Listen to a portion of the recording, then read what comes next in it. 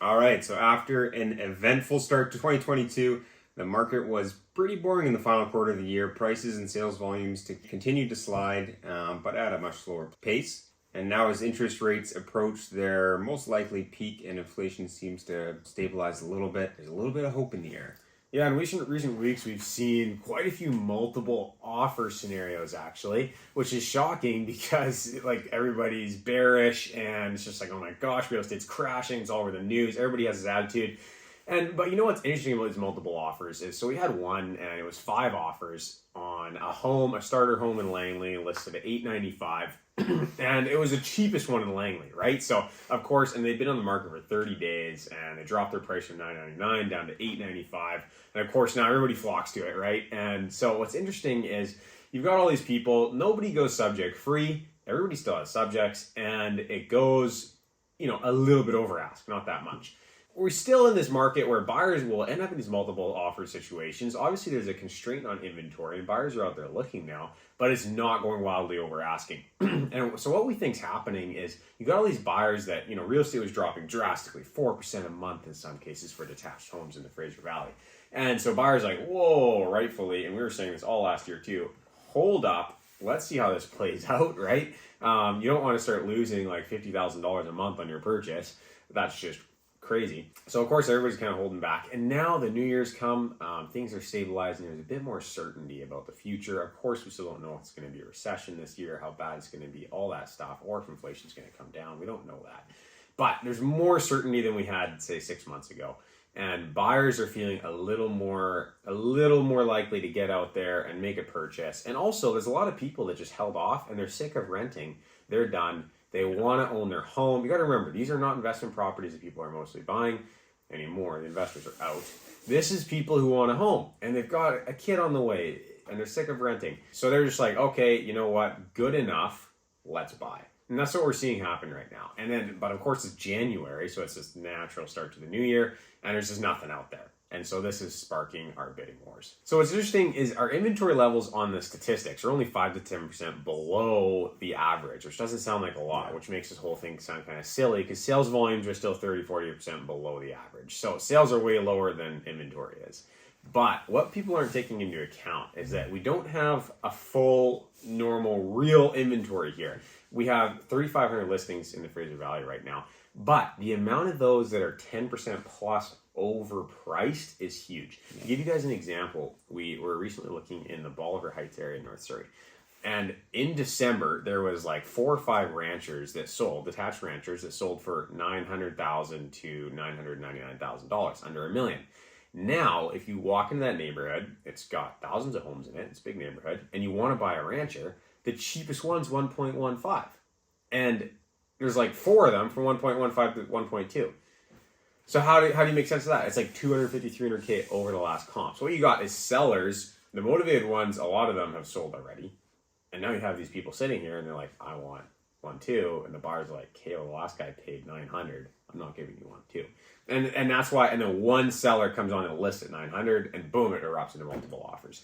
And that's what we're seeing. There's all this fake inventory there. So with such low inventory right now, the big question is how much inventory will make it through the spring market? How much will we get, and then how much will linger after that? Even in 2018, when inventory started at the same level that it's at right now, the second half of the year, we started to see prices fall 5 to 10% when rates went up and the spring inventory accumulated. So just because the market is tight right now doesn't actually mean that prices are just going to go up this year. In fact, I wouldn't be surprised if we saw 5 to 10% declines this year or even more. Yeah, especially in some of the areas like out further in the suburbs on detached properties that went up a lot. And you know what? This year might actually see condos have a little bit more softness just because of the whole pre-sale fiasco. We've got a lot kind of boiling under the surface in that space, which is going to be really interesting to see how that plays out. Potentially some distress there, which could hurt condo prices. And the Bank of Canada, interest rates currently at 4.25%. Probably another 25 bips to go on the next meeting, people are thinking. But other than that, they kind of starting to think they have inflation under control. See what happens. Of course, it could take off again or not go down later in the year, and they decide it's time for more hikes, or they start cutting early next year. That's kind of what they're thinking right now. So it's all kind of, now it's all a duration game, right? How long are rates going to be up at this level for? It's not so much about, you know, how high are they going to go, although that still could, you know, we could get surprised upward with that. But it's more about, you know, rates at 4.25%, mortgage rates in the high fours. That's not sustainable for a real estate market at these prices still. No. So, you know, now it's this balancing act between buyers being like, okay, you know, I want to buy when I know rates are going to come down, and sellers being like, I don't want to sell if buyers want to pay me based on today's rates and they're going to come down next year. I'll just wait until next year. And so everybody's kind of trying to figure out like, okay, like, you know, what rate should I base my purchase price on, in the sense of not what rate am I going to pay, but like what rate makes sense. You know, if I'm buying a house, I know it's going to be 3% in a year or two. Okay, well, today's prices probably make sense. If it's going to be 5% 3 years from now, today's prices are still way too high. So this is kind of the game that people are playing now and trying to figure out. All right, so this is the most wild graph that we have in the Fraser Valley in Greater Vancouver, and it is the carnage of Mission. The detached homes specifically in Mission, we've seen on a price per square foot basis, they went down 39%. That's like $1 million house now selling for $610,000. $1 million to $610,000. Oh my gosh, can you imagine buying that? Yeah.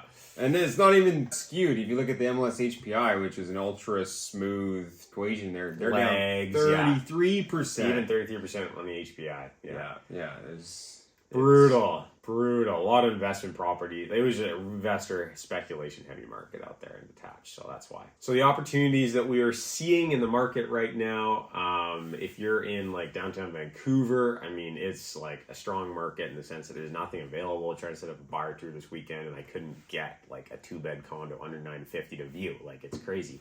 So definitely there, super low inventory, decent market to sell in. Some other areas too. I mean, really anywhere, any condos in Vancouver West that are affordable.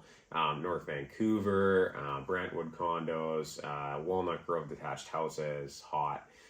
This kind of stuff is just like super tight, and if you bring some good product to the market, it's gonna be gone. 3-bed townhouses now in like Langley and Surrey, $799K for like something newer, decent, awesome. And detached ranchers, Surrey and Langley, starting to see those around like $900K. Put a deal together, one of those recently. So great opportunities there. Well, thanks for watching, everyone. Don't forget to like and subscribe. Exciting stuff. We got lots of new videos coming out in the new year here, just to name a few. For rental property numbers, typical subjects in an offer, how much will the bank lend you, who are the 4 service providers you're going to need to purchase your home, what are the fees that you're going to have when you purchase or sell your home, mortgage basics, how to buy a home in Vancouver with only $22,000. That'll be an interesting one. How does credit score affect purchasing a home and how you can improve that? 3 cities that we think are going to perform the best in 2023. 5 most affordable cities to buy a detached home, less than 45 minutes to downtown by transit. And how much appreciation Cloverdale and Langley are going to see from the new SkyTrain. So make sure you like and subscribe.